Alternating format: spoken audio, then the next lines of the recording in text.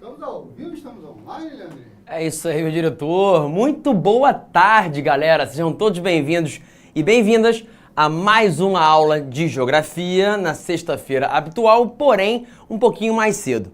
Como você sabe, nessa semana a gente está fazendo uma maravilhosa revisão de vários módulos e hoje não vai ser diferente. Como vocês devem ter percebido, o horário está um pouco diferente. Mas já vou me defender que a escolha pela mudança não partiu de mim.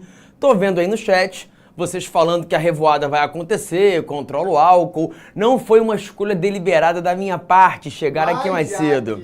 Mas já que a natureza, os astros, os deuses e o Arthur me presentearam com esse sextou mais cedo, admito que eu vou sair daqui, Hernan, direto para o aniversário do nosso querido amigo Leozão, de matemática, que também nos brindou com muitas aulas aqui no ProEnem e que está fazendo mais um ano de vida hoje, aqui pertinho do Recreio dos Bandeirantes, pertinho uma ova, né? Porque o Recreio é longe até da Barra, é impressionante. Então vou sair daqui e ao invés de chegar lá quase 10 da noite, depois da última aula, chegarei bem mais cedo, terei tempo bastante para poder interagir um pouco mais com as pessoas que lá estarão. E além disso, o cabelinho tá na régua, né? Por quê? Porque amanhã tem o quê, Renan? Mais um casamento, né? Meus amigos resolveram casar, impressionante. Esse ano eu já fui a 3 casamentos. Amanhã vai ser o 4º. Amanhã de novo serei padrinho, então pode ser que no meio da madrugada lá role um pix e, se tudo der certo, o senhor Itaú vai me proteger e evitar que eu faça um pix de valor. A história do pix, o Leandrinho é convidado para todos os casamentos do Rio de Janeiro, né? E não sei por que o garçom sempre tenta me embriagar o mais rápido possível. Eu acho que tem alguma estratégia aí, né? Pois bem, vai vendo.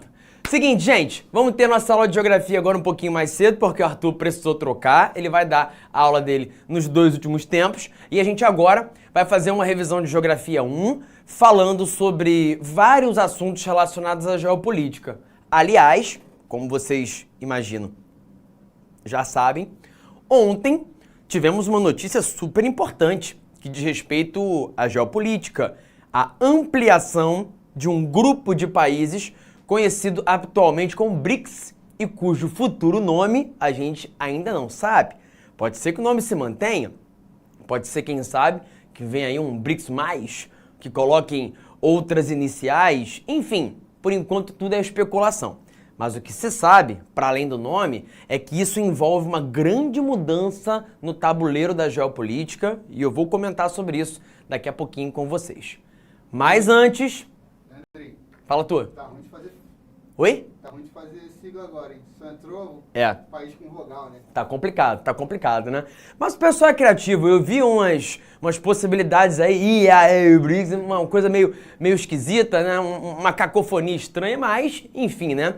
A gente tem sigla para todos os gostos. Vocês podem colocar aí no chat, inclusive, né? Considerando já, desde esse momento, que são 6 os novos integrantes dos BRICS, já tínhamos o Brasil, a Rússia, a Índia, a China e a África do Sul, e que agora a gente tem 3 membros novos lá do Oriente Médio, os Emirados Árabes Unidos, cuja sigla é habitualmente colocado como EAU. E é engraçado, Renan, quando você vai digitar isso no Word, você quer botar Emirados Árabes Unidos, ele corrige para Estados Unidos sempre, né? Sempre. Ele acha que está escrevendo errado, que é EUA. Não, é EAU mesmo. Emirados Árabes Unidos, Irã e Arábia Saudita, 2 países da África, o Egito e a Etiópia, e um representante da América Latina, a Argentina. Fica aí, né? A sugestão para que vocês montem a melhor das siglas desse novo BRICS, né? Ó, o Moreno falou que BRICS+ tá bom. Pois é, eu acho que quando bota muita sigla fica difícil de lembrar, né? Por exemplo, particularmente eu acho que a expressão LGBTQIAP+, é um tanto quanto pouco inclusiva. Poxa, vamos deixar LGBT+, e pronto, tá todo mundo incluso aí, né? Mas, enfim, tem opinião para todos os gostos. Digam aí, ó, em termos de novo BRICS, o que vocês acham? Aí a União Emergente. União Emergente, né? É um bom nome, né? Nós somos a União Emergente, acho bom, né? É um bom nome, fica aí. Não precisa ser só uma sigla que pareça com BRICS, não, né? Vamos BRICS e os outros, pô, sacanagem, né? Não, BRICS e os outros é vacilo, gente. Qual foi? Quem falou? Foi o Thiago, né? Não. BRICS e os outros é assim, ó, tamo nós aqui que importa e vocês aí, o pessoalzinho, vem pessoal aí. Não, vamos lá, Thiago. Vamos respeitar o pessoal novo que entrou no rolê. Primeira questão. Em Beirute, no Líbano, quando perguntado sobre onde se encontram os refugiados sírios, a resposta do homem é imediata. em todos os lugares e em lugar nenhum. Andando ao acaso, não é raro ver sob um prédio ou num canto de calçada, ao abrigo do vento, uma família refugiada em volta de uma refeição frugal posta sobre jornais como se fossem guardanapos. Também se vê, de vez em quando, uma tenda com a sigla Acnur, Alto Comissariado das Nações Unidas para Refugiados, erguida em um dos raros terrenos vagos da capital. Esse é um fragmento do texto Quem Realmente Acolhe os Refugiados, de 2015, publicado na revista francesa com edição brasileira Le Monde Diplomatique Brasil. Muito boa, inclusive, com ótimas análises. O cenário descrito aponta para uma crise humanitária, que é explicada pelo processo de quê? Digam aí, o que é que vocês acham? Enquanto vocês dizem, tá todo mundo dizendo que a letra E. A resposta, né? Sim, um dos últimos assuntos dados, né? Eu coloquei essa como a primeira questão porque ela mescla o último assunto, que foi a primeira parte de Oriente Médio, mais migrações, que a gente já deu há bastante tempo, e conflitos, que foi a primeira das matérias desse bloco de conteúdos relacionados à geopolítica. É isso mesmo, gente. Gabarito letra E, parabéns. Entretanto, eu quero chamar a atenção para uma coisa, para uma palavra, que pode ter passado despercebida, mas que é super importante e que está aqui, nessa citação. O homem disse: aonde estão os refugiados sírios? Em todos os lugares. E aí vamos traduzir isso aqui como toda parte, toda área, todos os locais. Você olha e vê eles em muitos lugares diferentes. E em lugar nenhum. E aqui, nessa segunda parte da frase, a palavra lugar remete ao conceito geográfico de lugar, a ideia de pertencimento, a ideia de sentimento, afetividade, que, para um refugiado, é fortemente abalada. Não à toa, ele fala aqui sobre a desterritorialização forçada. Lembre-se, um território também é uma expressão que remete a um conceito-chave da geografia. Território é uma área em que alguém exerça poder, controle, influência. E desterritorializar alguém, um grupo, um povo, é tirá-la de seu território, tirá-la de sua terra, o que implica também em retirá-la do seu lugar, do local com o qual ela tem vínculos históricos, afetivos, culturais e sentimentais. Então é uma expressão, uma frase que é bastante emblemática para poder compreender o problema que envolve a questão dos refugiados. Mesmo acolhidos em outro local do mundo, não necessariamente eles conseguirão fazê-lo, esse novo lugar, o seu lugar de verdade. Beleza? Resposta certa é a letra E. Caso vocês tenham alguma dúvida em outra alternativa aqui, avisem aí no chat. Acredito que a maioria, pelo menos pelo que eu vi, respondeu a letra E. Então já vou passar para a próxima questão. Mas lembre-se, os conflitos envolvem vários lugares do mundo, não só o Oriente Médio. Mas, em geral, onde eles mais acontecem é em lugares onde existam povos diferentes ou grupos religiosos distintos disputando o mesmo território.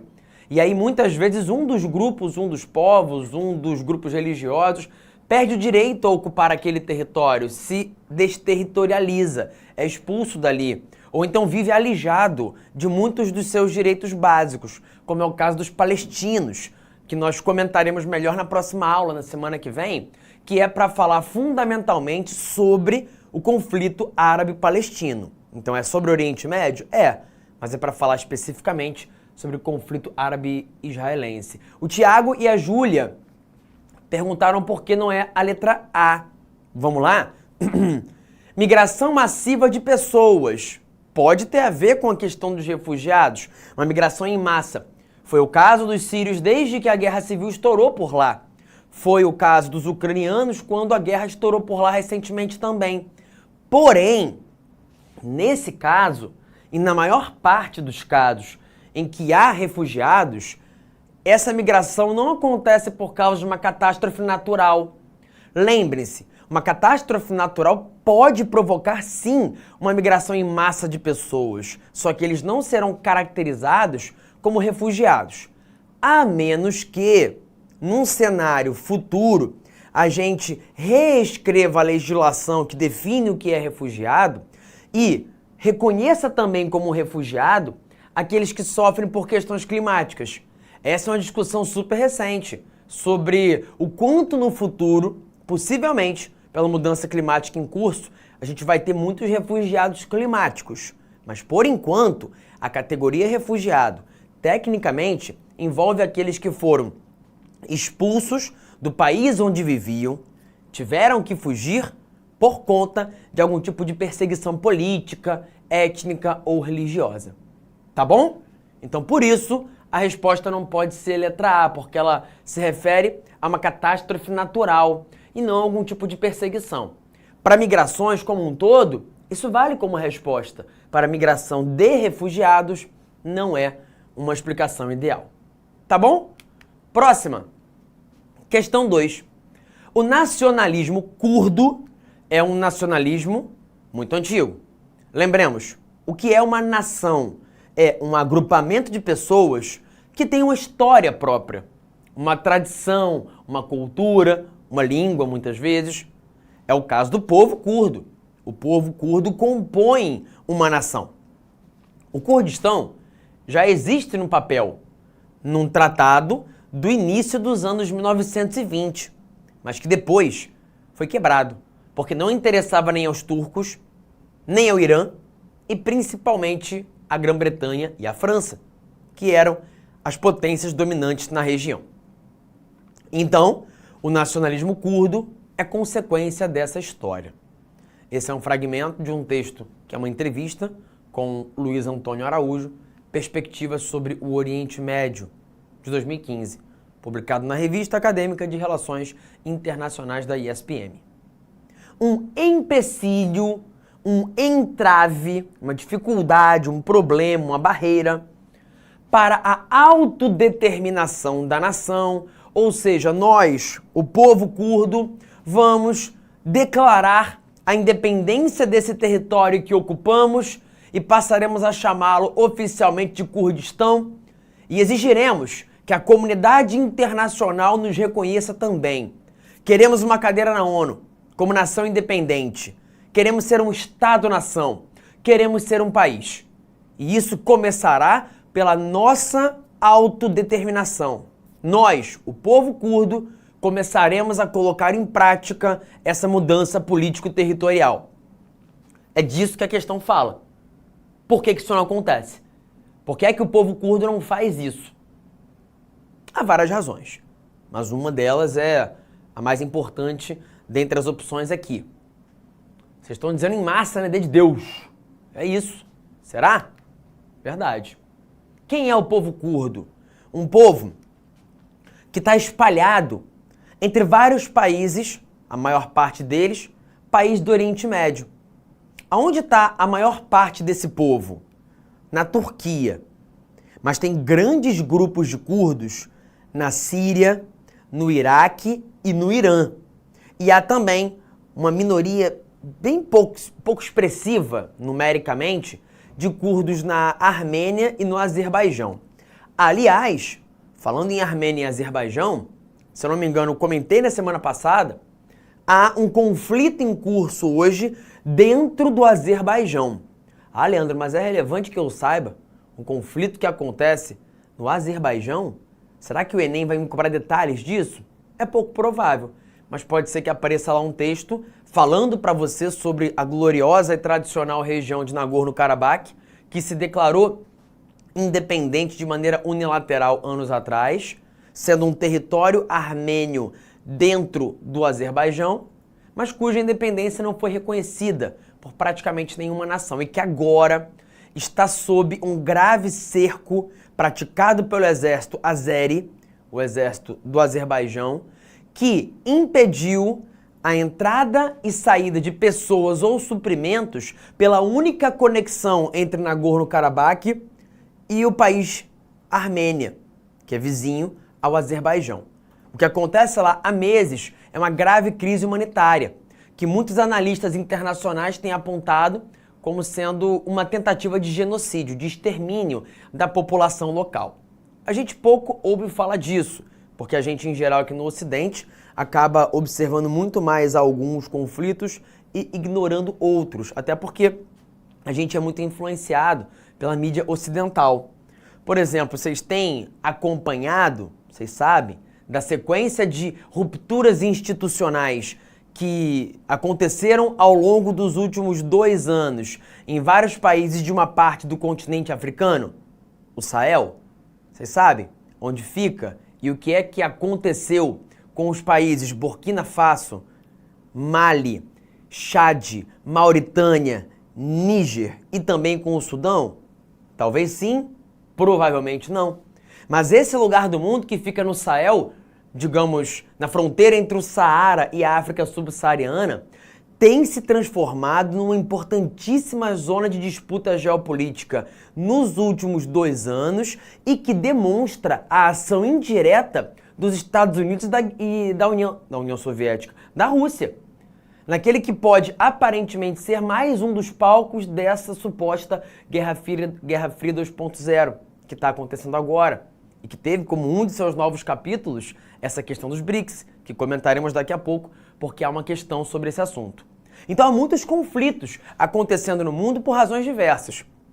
E, no caso do povo curdo, um dos grandes problemas que impede que eles possam tentar com mais ênfase a construção de um país para chamar de seu é o fato de que eles estão realmente divididos entre vários territórios diferentes, o que lhes obrigaria a pleitear territórios de vários países distintos. E claro, né? Quem é que quer perder território? Ninguém. Ainda mais um território por onde passam as águas do rio Tigre e Eufrates, 2 rios perenes que ficam ali em meio ao Oriente Médio, uma área ocupada, formada predominantemente por terras secas. Tá bom? Vambora para a próxima questão. Caso haja alguma dúvida em relação a essa aqui, ó, mandem no chat que eu respondo, tá? Vambora. Questão 3. No caso do Departamento de Defesa dos Estados Unidos, a ênfase está posta no traçado de uma estratégia geral de desarticulação, não só dos inimigos reais, como dos potenciais, inserida na concepção preventiva, atenção para essa palavra, que supõe que a mínima dissidência é um sinal de perigo e de guerra futura. Deve-se ter a capacidade para responder a uma guerra convencional, tanto quanto para enfrentar um inimigo difuso, geograficamente espalhado, entre várias áreas de um continente ou do mundo, atentando simultaneamente para todas as áreas geográficas do planeta. Trata-se, sem dúvida, da estratégia com pretensões mais abrangentes que se desenvolveu até agora. Essa questão é bem difícil, hein? Ah, uma informação. Todas as questões que eu trouxe aqui são do Enem. São 8 questões, vamos lá, tentar fazer todas elas. Na aula de Geografia 2 eu coloquei 11 questões, nessa aqui, como tem mais historinha para contar, eu coloquei um pouquinho menos. Tomando o texto como parâmetro, qual tendência contemporânea impulsiona a formulação de estratégias mais abrangentes por parte do Estado americano? Vamos eliminar as mais sem sentido. Erradicação de conflitos em territórios é algo que pressupõe que há um interesse altruísta dos Estados Unidos de levar o bem para o mundo, assim como é o que fala a letra D. Os americanos querem, claro, nada além do que ampliar a democracia pelo planeta. É aquele papo, né? Tem petróleo, opa, vai um pouquinho de democracia aí? Mais ou menos isso é o que tem acontecido há algum tempo. E olha só, não estou vilanizando os Estados Unidos para poder endeusar ou elogiar alguma outra potência, não. Eu sempre falo nas aulas de geopolítica, ou tento fazer vocês entenderem, que não tem vilão, não tem mocinho, todo mundo no fim das contas é meio bandido e tá tentando tomar o território dos outros, tentando tomar a área de influência. Se os americanos tiverem oportunidade, vão esmagar todo mundo pro seu próprio bem. Se os chineses e russos tiverem oportunidade, farão o mesmo. Hoje chineses e russos são aliados, nem sempre vão ser, depende das condições. Então, a geopolítica é uma grande carnificina. É como se o mundo fosse uma selva e tivesse ali um bando de animal selvagem disputando a pouca carne que existe. Então, tentem não ser maniqueístas e ficar separando os lugares do mundo nas caixinhas mocinho e vilão, porque o mundo e a realidade não lembra nem um pouco um filme da Disney. Então vamos lá. Não é a letra A, não é a letra D. A letra C também é bonita, né? Ele quer eliminar as diferenças regionais. Não, não é isso. E aí, eu vou ser sincero com vocês, dá vontade, não dá? De marcar a letra E. Dá vontade? O que os americanos querem? Dominar o mundo. Projeção da diplomacia mundial. Mas não é bem assim. Sabe por quê? Eu te pergunto. O que é que os americanos fizeram quando o Osama Bin Laden, então chefe da Al-Qaeda, a mais famosa organização terrorista, pelo menos até alguns anos atrás, o que é que os americanos fizeram quando o Osama Bin Laden e a Al-Qaeda atuaram praticando um ato terrorista lá nas Torres Gêmeas, no famoso 11 de setembro de 2001? Responderam isso com diplomacia? Não. Foram ao Afeganistão e jambrolharam todo mundo. Tomaram o poder dos Talibã, destruíram uma parte importante do território, mataram vários civis, mataram muitos talibãs, mataram alguns terroristas e muitos civis. A maioria de mortos foi civil. O que os americanos fizeram no Iraque em 2003? Alegaram que Saddam Hussein tinha interesse em utilizar armas químicas de destruição em massa contra os americanos. E os americanos tinham, claro, o papel de salvar a humanidade. Foram lá e conversaram com o Saddam. Qual é, Saddam? Deixa eu olhar aí teu depósito para ver se você realmente tem arma química. Não. Chegaram lá com o exército jambrolhando todo mundo. E aí o Saddam foi morto, e aí o Iraque entrou numa guerra civil praticamente. O país virou um caos. Até hoje não está estável. O que os americanos fizeram com a Síria quando ela estava em guerra civil? Apoiaram grupos rebeldes para poder derrubar o governo. O que eles fizeram na Líbia para tentar derrubar Muammar Gaddafi? A mesma coisa. Então, se tem uma coisa que os americanos têm em falta, é a diplomacia. Eles costumam resolver muito mais suas questões na base da porrada, na base do hard power. Quem tem um histórico de fazer mais uso da diplomacia, do soft power e uma estratégia geopolítica à base de influência econômica são os chineses. O chinês quer influenciar um outro país, ele não vai lá e bota um exército e enfia porrada em geral. Ele chega com a mala cheia de dinheiro, olha só, que tal você colar comigo e em troca eu construo para você uma hidrelétrica, uma ponte e uma ferrovia? Quem vai recusar? Quase ninguém. Então são estratégias diferentes de você ganhar aliados, de fazer alianças. A americana não é lá muito fã da diplomacia, pelo menos não durante boa parte da sua história. Durante o governo Obama, digamos que houve uma tentativa de reduzir o uso do hard power e ampliar o uso do soft power. Os americanos, inclusive, fizeram um acordo com o Irã, numa distensão histórica de relações entre eles. Fizeram uma série de acordos para melhorar as relações institucionais com os cubanos. O Obama anunciou que iria retirar tropas do Iraque e do Afeganistão, ainda que tenha sido uma promessa que não foi lá muito bem cumprida. Então até houve, e há, em alguns momentos da história americana, uma tentativa de realizar mais gestos diplomáticos. Mas não é o tônus principal.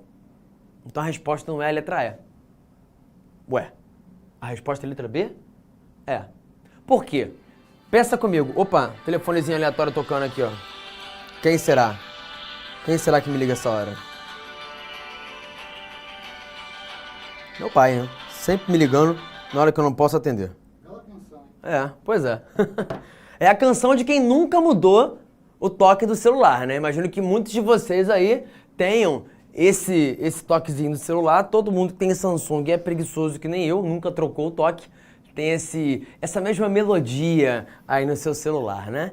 Então depois desse momento melódico, durante a aula, vamos voltar a falar da questão aqui, ó, do terrorismo. Vai ver meu pai querendo me calar, que eu não contasse as verdades pra vocês. Mas a verdade é que Uma organização terrorista costuma atuar em rede. Como assim? Existem várias células de grupos terroristas espalhados pelo mundo. A Al-Qaeda não tem uma base territorial. Uma exceção é o Estado Islâmico, ou ISIS. O Estado Islâmico atuava com bases territoriais, dentro do Iraque, dentro da Síria, e tentava avançar, como se fosse um exército, porque o objetivo deles era criar um califado, criar um país onde eles pudessem aplicar a Sharia, a lei islâmica mais radical, mais fundamentalista. Mas isso não é o padrão.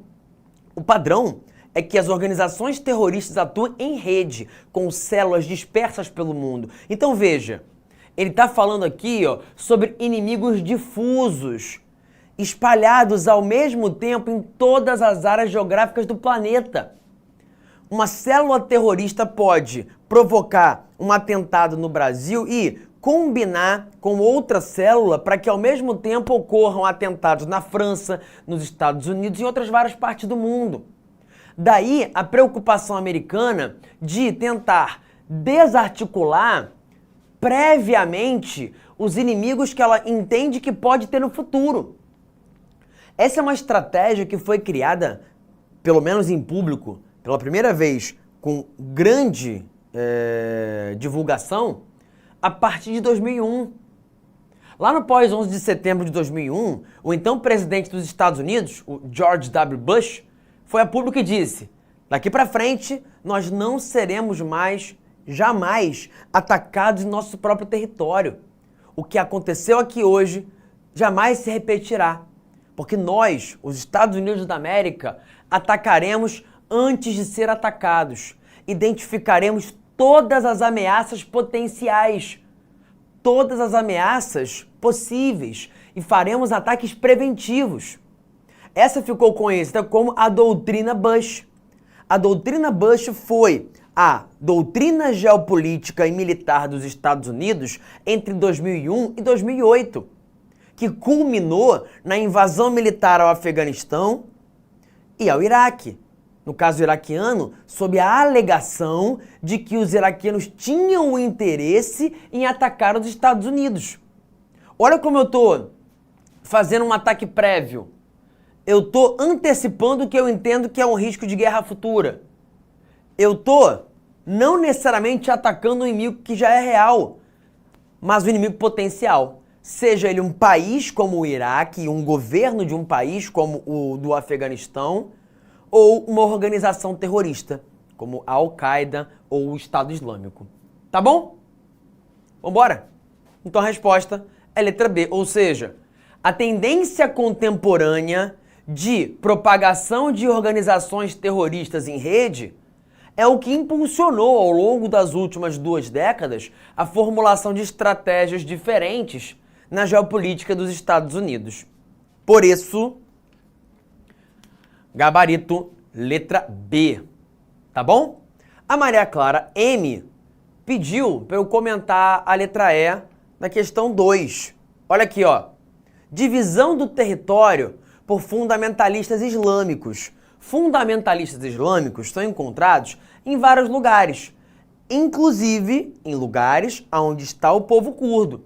Entretanto, não é esse o empecilho central que impede que eles, o povo curdo, possam juntos dizer: agora todo esse território será o território do Kurdistão. A maior dificuldade é o fato de que o território ocupado por eles, por essa população curda, é na verdade um território de 6 países diferentes.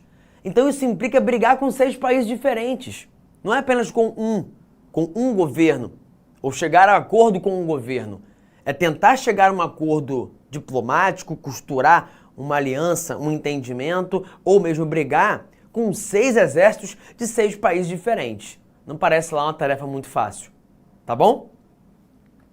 Prossigamos aí, para a gente falar agora na questão número 4, que fala mais uma vez de Estados Unidos e abre caminho para a gente começar a falar dos BRICS, ou os New BRICS, ou a União Emergente, como o Renan definiu, e eu gostei muito dessa definição. Sugiro que você mande isso aí pro presidente do Brasil, da China, Para todo mundo aí que faz parte dos BRICS, quem sabe, né?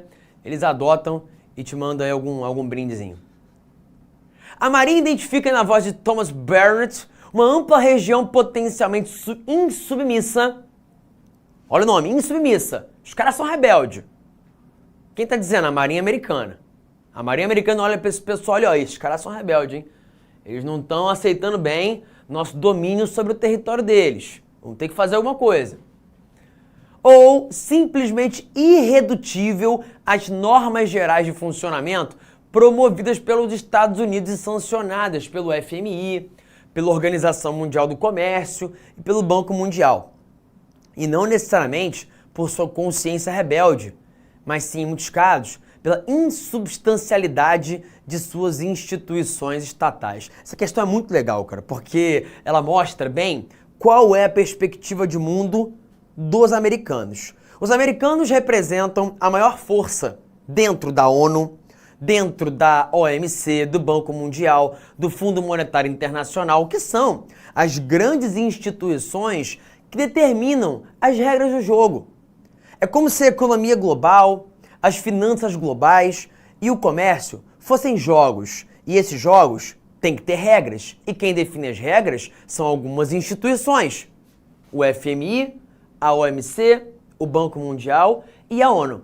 Só que, apesar de todos os quase 200 países do mundo jogarem esses mesmos jogos, quem define as regras são essas poucas instituições e nelas a voz mais influente é de um dos jogadores. Parece justo que apenas um dos jogadores tenha mais poder do que os outros quase 200 e influencie nas regras do jogo de modo que essas regras lhe beneficiem? É claro que não. Imagine que você vai jogar War, ou Uno, ou Sueca, ou qualquer outro jogo com um grupo variado de amigos. E quem distribui as cartas, no caso dos jogos de cartas, é uma pessoa, o dono do baralho. E ele separa todas as melhores cartas para ele antes de entregar as cartas restantes para os demais jogadores. Parece justo? Não, não parece. Mas é exatamente o que acontece no mundo atual. E há tempos é assim. As regras de como o comércio, as finanças, as bolsas de valores e a geopolítica funcionam não são regras equânimes, criadas com a anuência de todos, que beneficiam a todos da mesma forma. Na prática, alguns são muito mais beneficiados que outros. É disso que a gente está falando. E sobre isso, a questão fala que os Estados Unidos, o grande criador das regras do mundo, está incomodado. Está incomodado porque tem uma grande parte do mundo insubmissa às suas regras. É como se eles fossem distribuir o baralho e falassem, olha, essas cartas aqui são as maiores. E aí vem alguém, tipo aquela criancinha que não entende nada do jogo, pega qualquer carta aleatória e fala, não, eu ganhei. Aí você fala, não ganhou não. Cara, minha filhada é sempre assim. Eu volto e meia jogo jogos com ela e ela sempre ganha, ela não aceita perder. E eu falo, não, mas olha só, essa sua carta é pior do que a minha. Não, mas eu ganhei. E vida que segue. E aí, se você não aceitar, ela balança o tabuleiro todo, zoneia as cartas todas, e não tem muito o que fazer. Então, digamos que tem uma parte do mundo que, na visão americana, está embaralhando o jogo todo, está zoando o plantão, não está seguindo as regras que eles, os Estados Unidos, criaram. Que parte do mundo é essa? Olha aqui, ó. A África quase inteira e um pedaço da Ásia, incluindo a Indonésia, incluindo a Índia e alguns outros países do sul e do sudeste asiático. Ou seja, isso é ruim para os americanos. Os americanos querem ampliar o controle sobre essas áreas. E sabe quem é que também quer ampliar o controle sobre essas áreas e tem colaborado para que eles sejam e se mantenham insubordinados às regras impostas pelos Estados Unidos? Duas chances. E nas duas você vai acertar. China e Rússia. Eu vou te falar uma coisa que tem acontecido. Você sabe que a Europa inteira está criticando, a meu ver, com razão, a intervenção russa na Ucrânia. Ainda que a Ucrânia tenha lá muitos problemas para serem resolvidos. Mas fato é que a visão ocidental sobre o conflito é a de que a Rússia invadiu e que ela está em situação ruim, perdendo a batalha, com dificuldades para vencer. A Europa, por exemplo, deixou de comprar gás natural russo para tentar estrangular as finanças da Rússia. O que os russos fizeram? Ok. Começaram a vender mais gás para a Índia e para a China. Algumas dessas áreas que os americanos chamam de insubordinadas. Os europeus, para poder sobreviver à falta de gás russo, começaram a comprar gás da África através de gasodutos que passam pelo mar Mediterrâneo. O que a Rússia fez? Mandou um grupo de mercenários chamado Grupo Wagner para a África para colaborar em golpes militares que depuseram em sequência os governos de 4 países: de Burkina Faso, do Mali, do Chad e agora, mais recentemente, do Níger. Nesses 4 países que ficam aqui no Sahel, numa parte dessa área insubordinada, rebelde, havia governos, até então, aliados aos Estados Unidos e ao Ocidente. E agora os governos são anti-ocidentais, anti-Estados Unidos, pró-Rússia e pró-China. O que a China e os russos estão fazendo? Construindo um cordão em meio a essa parte da África para dificultar a ação dos Estados Unidos aqui, para garantir que essa área insubordinada aos americanos se alie incondicionalmente a um bloco anti-ocidental. E com isso, eles conseguirão também dificultar o fornecimento de gás natural africano em direção à Europa. O que pode obrigar os europeus a baixarem as sanções contra os russos e, quem sabe, diminuírem o apoio à Ucrânia. Ucrânia que só sobreviveu à guerra até agora porque tem recebido muito dinheiro e muitas armas dos Estados Unidos, da OTAN e dos países europeus. Portanto, há um xadrez geopolítico acontecendo nesse momento. E isso inclui as rupturas institucionais que aconteceram aqui, nessa região do Sahel. É bom lembrar que na África Ocidental a gente tem alguns países que são grandes aliados do Ocidente, como é o caso da Nigéria, uma grande força econômica e militar. E aí ao lado dela, agora, contrabalanceando esse apoio que o Ocidente tem aqui, temos um grupo de países anti-Ocidente, pró-Rússia e pró-China. E agora, desde ontem, a África tem 2 novos membros dentro do grupo dos BRICS, que é na prática um grupo muito mais dominado pela China e pela Rússia do que pela Índia e pelo Brasil. E por que é importante para a China e para a Rússia o ingresso de mais países da África? Porque nos BRICS já existia um país africano, a África do Sul, principal potência da África Austral.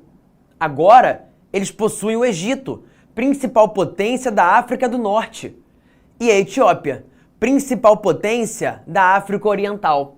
Isso garante a influência chinesa e russa não só sobre o Egito e a Etiópia, mas também aos vizinhos deles.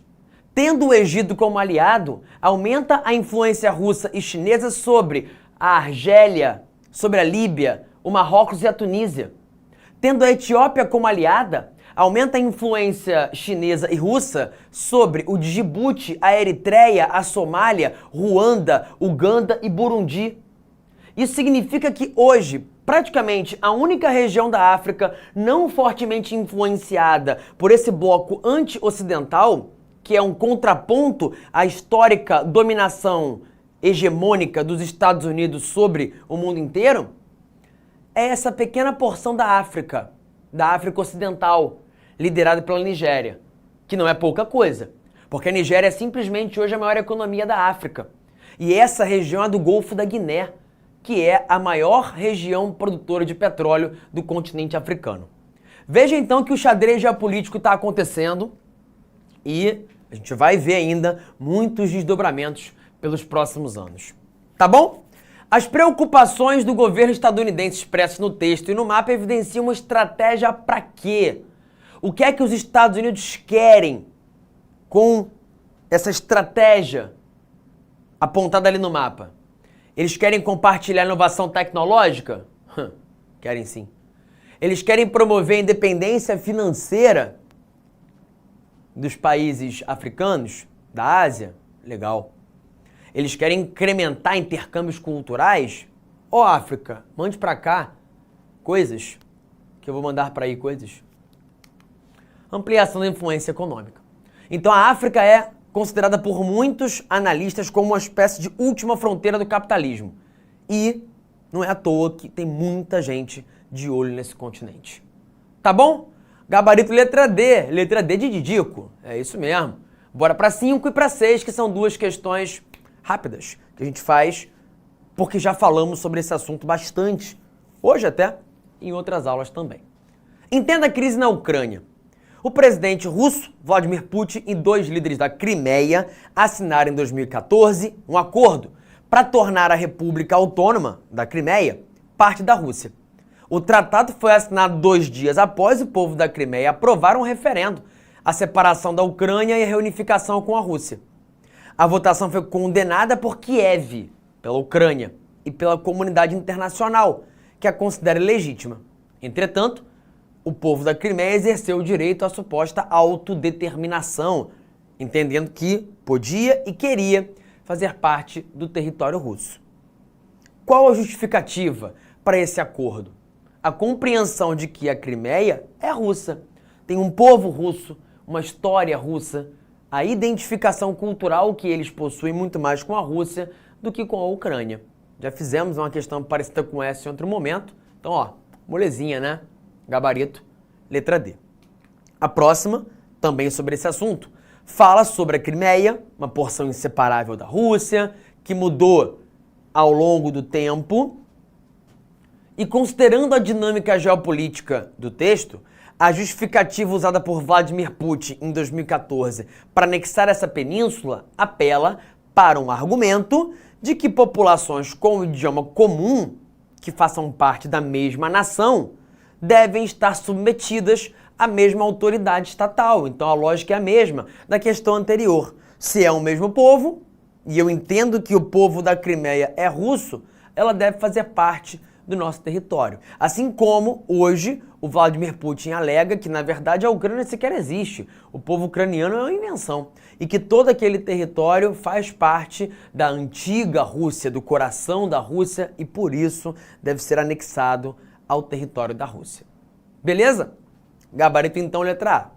Para a gente fechar, temos aqui uma questãozinha que fala sobre o Brasil, a Alemanha, o Japão e a Índia pedirem uma reforma do Conselho de Segurança. Você sabe que o Conselho de Segurança é composto por vários membros. São 15, mas só 5 são permanentes. Os Estados Unidos e a Rússia, a França e o Reino Unido, mais a China. Essa é uma organização que reflete uma geopolítica do final da Segunda Guerra Mundial. E há tempos tem gente pedindo para que haja uma reforma no Conselho de Segurança. O Brasil é um deles. O Brasil pleiteia, junto com outros países, a ampliação do número de membros permanentes. E a justificativa que o Brasil dá para que possa fazer parte, como membro permanente, do Conselho de Segurança é a de que nós, o Brasil, somos uma potência que deve ser ouvida porque temos um protagonismo enorme na América do Sul e na América Latina. Isso é verdade. Não há nenhum representante da América Latina no Conselho de Segurança, não como membro permanente. E o Brasil quer ser um deles. E o interessante é que essa ampliação dos BRICS, que acabou de acontecer, envolveu interesses chineses, é claro. A China é, sem dúvida, o país que mais se esforçou para negociar a ampliação do número de membros dos BRICS. E ela pretendia que houvesse uma ampliação ainda maior. Já o Brasil tinha medo de que essa ampliação muito expressiva pudesse fazer com que nós perdêssemos protagonismo. Afinal, de um grupo de 5 países, caso os BRICS passassem para 15, 20, 30, talvez o Brasil passasse a ser apenas mais um. A China jamais seria mais uma, mas o Brasil, talvez perdesse esse protagonismo que tem hoje. Por isso que o Brasil fez foi, percebendo que era inevitável que os BRICS sofressem essa ampliação, jogou uma carta na mesa. Disse: China, eu apoio a ampliação do número de membros, desde que nós tenhamos, a participação da Argentina, 2, o seu apoio para que nós, Brasil, consigamos uma vaga de membro permanente no Conselho de Segurança. E a China topou. Para a China, a Argentina fazer parte do BRICS é bom, porque a China já é uma grande parceira econômica dos argentinos. A Argentina já aceitou fazer parte do projeto geopolítico de infraestrutura da Nova Rota da Seda, que é o principal projeto em curso dos chineses atualmente, para aumentar a sua logística pelo planeta e, com isso, aumentar a circulação de mercadorias. E para o Brasil é fundamental que, de algum modo, a Argentina se recupere, porque ela é o nosso principal mercado consumidor de produtos industrializados. Tem gente que não entende isso, não entende o quão importante é para o Brasil que a Argentina saia da crise que está atualmente.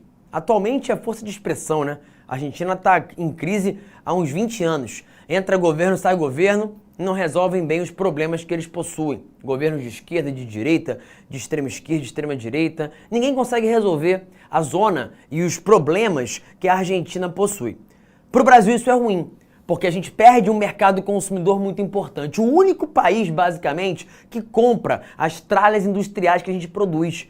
E se o Brasil quer ganhar mais dinheiro, ele tem que vender produto industrializado, porque vale mais.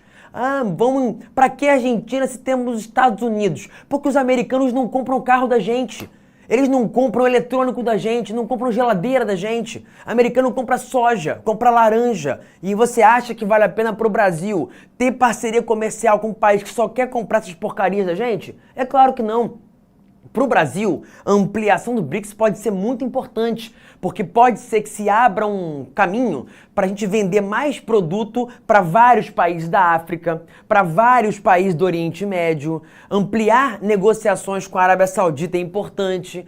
Mas a Arábia Saudita é uma ditadura. É, das mais sanguinárias, mas tem ditadura para tudo que é gosto. De direita, de esquerda, e na verdade, no fim das contas, todo mundo é hipócrita. Defende democracia quando é conveniente. Na prática, as pessoas e os governos são pragmáticos. Eles buscam dinheiro. E se o dinheiro está na Arábia Saudita, os Estados Unidos fecham os olhos para o fato de que ela é uma ditadura e sai na foto, tira foto lá com Neymar, todo mundo vai jogar lá, todo mundo fala da Liga Saudita e ninguém fala do quanto é um país ditatorial. Então ela entra nos BRICS e poucos se importam que ela é uma ditadura ou não. O que importa é que o dinheiro pode vir de lá. Então essa ampliação dos BRICS pode ser muito boa para o Brasil se a gente conseguir ampliar nosso comércio com os novos membros. E a China já é uma parceira muito importante para o Brasil. Por quê? Porque ela compra da gente muito mais do que vende. A gente tem uma balança comercial positiva com eles. E o ideal é que tentemos não só fazer comércio, mas também, fortalecer a pesquisa científica para quê? Para poder desenvolver produtos com maior valor agregado, que é o que realmente poderia fazer a gente ganhar dinheiro e virar uma nação com renda média mais alta e deixar de ser essa grande fazenda com Wi-Fi que o Brasil se transformou, né? Vendedor de soja, de açúcar, de café e praticamente nada além disso. Tá bom? Opa, me empolguei um pouco, né? 18h21. Vou parar por aqui. Prometo que a próxima aula eu termino no prazo, hein? É só a primeira de hoje, você aguenta. Eu sei que você não tá com fome, você não quer jantar. Mas a próxima, eu prometo que termino na hora para você poder jantar tranquilamente, tá bom? Um beijo, um abraço e até daqui a pouco. Assista nossas aulas a hora que você quiser. Vem com o Pro, o cursinho online que mais aprova no Enem. Assine em proenem.com.br. We gotta celebrate the beauty of the world that keeps on giving.